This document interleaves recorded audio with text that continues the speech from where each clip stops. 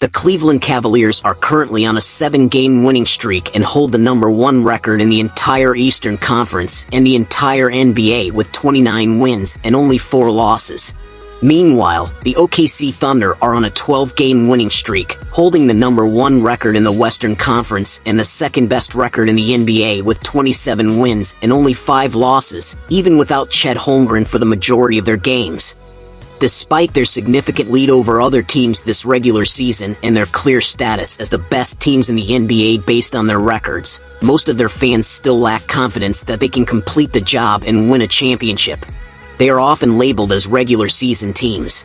This doubt from fans is natural, considering that both #1 seeds have not reached the NBA Finals or even the Conference Finals in recent years. Most teams built through the NBA draft, or at least with core players from the draft, have faced similar skepticism from fans. Teams like the Boston Celtics and Milwaukee Bucks often faced criticism, with players like Giannis Antetokounmpo and Jason Tatum being labeled as regular season players before they eventually won championships. The same happened with the Denver Nuggets and Nikola Jokic.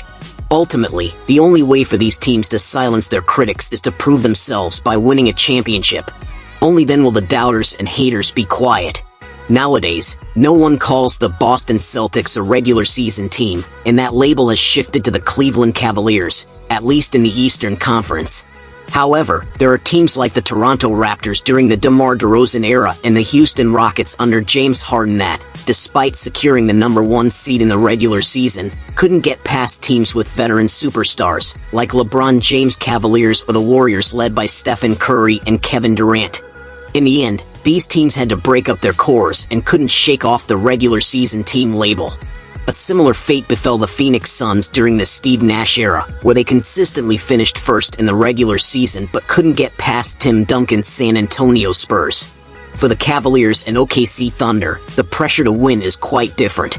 The Cavs face intense pressure to win a championship now, while the OKC Thunder, as the second youngest team in the NBA, have the luxury of time. Chet Holmgren and Jalen Williams are only 21 years old, and star players usually enter their prime around 26 or 27. This means the Thunder have several years to develop and improve. However, there is still some pressure on them to win now, as Shai Gilgeous-Alexander is playing at an MVP level. They hold the #1 seed, and many of their players are still on rookie contracts. If they capitalize on this window, they could potentially build a dynasty. For the Cavaliers, however, the stakes are much higher. There's no next step beyond winning a championship or at least reaching the NBA Finals. Jarrett Allen, Ty Jerome, and Caris LeVert are set to become free agents in the offseason, and Donovan Mitchell has been a regular in the playoffs but has never advanced to the conference finals. Did you enjoy this video? Please click the subscribe button and don't forget to hit the notification bell for more updates.